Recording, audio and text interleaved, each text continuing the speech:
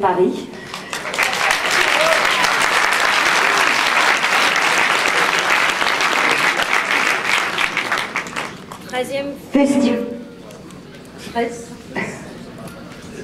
Treizième festival donc, qui s'ouvre pour une année encore au Rex.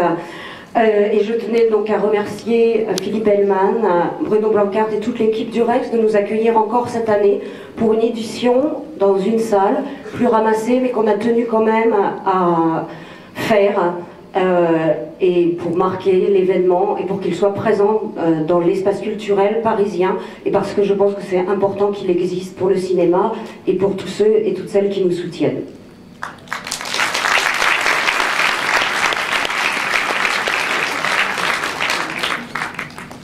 C'est une année de changement et je tenais simplement à dire que moi particulièrement je suis touchée, émue de la confiance que les personnes m'ont faite pour mener à bien ce festival, émue aussi du fait que je suis une femme, je suis une lesbienne et que ce festival m'a été confié pour être mené à bien et que je pense que symboliquement c'est important et je remercie tous ceux et toutes celles qui m'ont fait confiance pour mener donc cette aventure.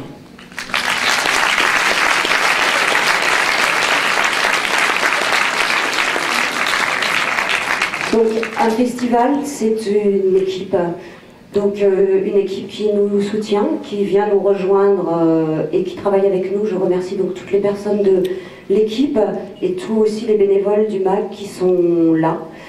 Et un festival également n'existerait pas s'il n'y avait pas des partenaires qui chaque année nous soutenaient, des partenaires essentiels parce que comme vous le savez, un événement comme celui-ci reste fragile. Et donc je vais remercier les partenaires. C'est toujours un exercice un peu difficile. Je vais prendre le papier parce que je ne voudrais en oublier aucun et aucune. Donc d'abord la ville de Paris, la région Île-de-France, la direction régionale des affaires culturelles Île-de-France, le Rex, l'INPS, SIDA Info Service, Canal+, Tétu, MySpace.com, le SNEG, citegay.com, Écran Noir, The Link, illico.com, Radio FG, Habana Club, Barbiturix, I Need Sugar et le troisième lieu. Et je tenais particulièrement à les remercier donc de s'engager chaque année et de nous faire confiance pour le festival. Merci à eux. Et à elles. Le festival c'est une association, donc il y a avec nous un CA, un conseil d'administration et un bureau avec Alain Buros, Bertrand Millet, Julien Navarro qui nous soutiennent toute l'année et qui sont là à leurs places respectives. Et donc Alain est avec nous ce soir, qui est le président du festival. Bonsoir, merci d'être là. Alors c'est la 13e édition, mais on ne va pas être superstitieuse pour autant. Et c'est pas parce que Pink TV a coulé, que le cinéma du monde a fermé et qui a la grève, qu'on va laisser tomber, on va continuer à résister, à militer et à essayer d'aller toujours de l'avant. Donc je vous rappelle, comme Florence le disait, que nous sommes une association, nous sommes tout à fait ouverts à des nouvelles collaborations au sein du conseil d'administration. Et tous les gens qui veulent nous rejoindre au niveau artistique, financier, événementiel, idées, seront les bienvenus.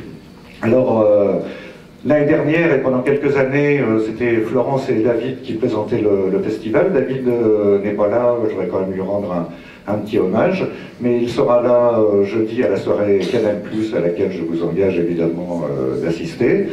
Florence est donc la déléguée générale, Arnaud Dumatin et notre nouvel administrateur, et Erwan Seillan s'occupe des partenariats privés, et maintenant je vais appeler celui qui nous a rejoint il n'y a pas longtemps, qui est à vrai dire présent dans le festival depuis très longtemps, puisqu'il présentait son premier film à la première édition il y a déjà belle lurette, mais il n'a pas pris une ride, je vais lui demander quel est son secret. Rémi Lange.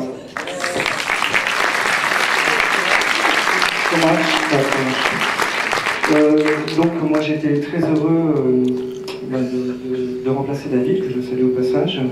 Tu l'as pas remplacé? Non.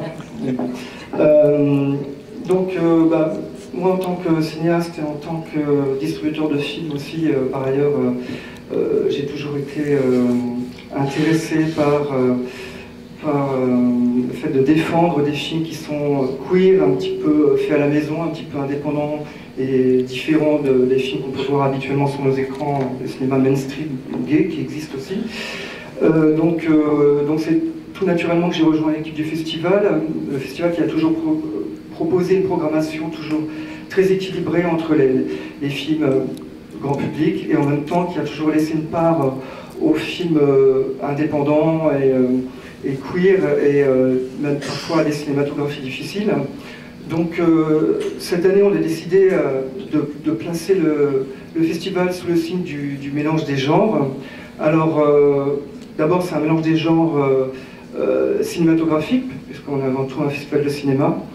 Donc on va vous proposer des séances qui vont mettre tous les formats sur le même plan, que ce soit du Super 8, du 35 mm, de la vidéo numérique bien entendu, et, ce qui peut donner la chance à certains films dits amateurs, sans oublier que le mot amateur veut dire avant tout celui qui aime.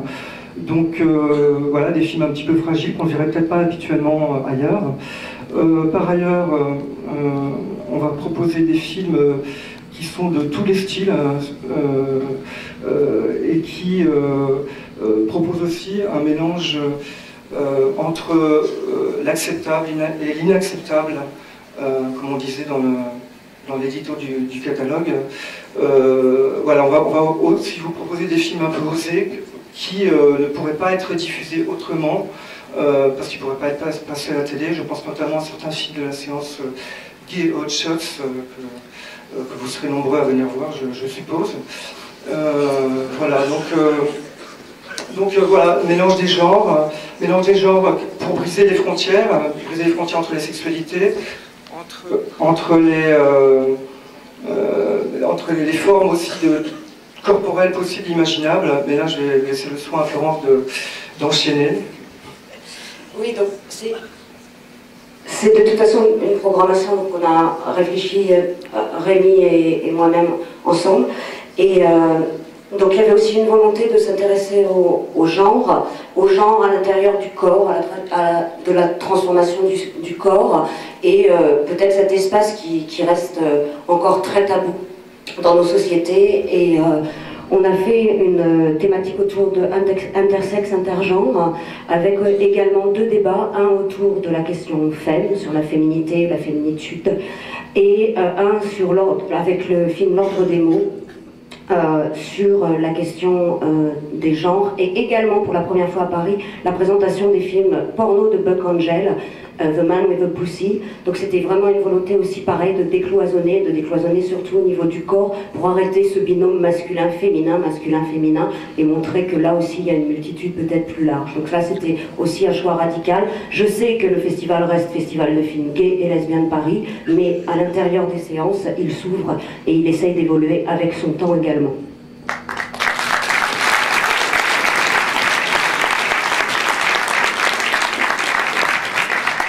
La part belle aussi est faite de courts-métrages cette année, support audacieux, avec plus de séances et également un concours qu'on a lancé, Idole et Icône. Et là, je remercie tous les réalisateurs et la réalisatrice qui a proposé un film pour cette séance qui sera diffusée donc lundi.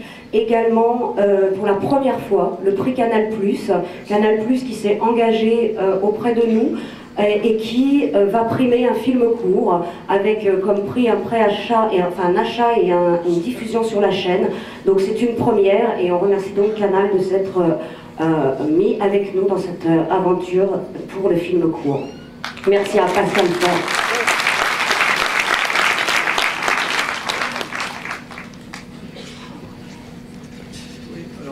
Non, mais tu devais parler aussi de Queer Insolite, c'était...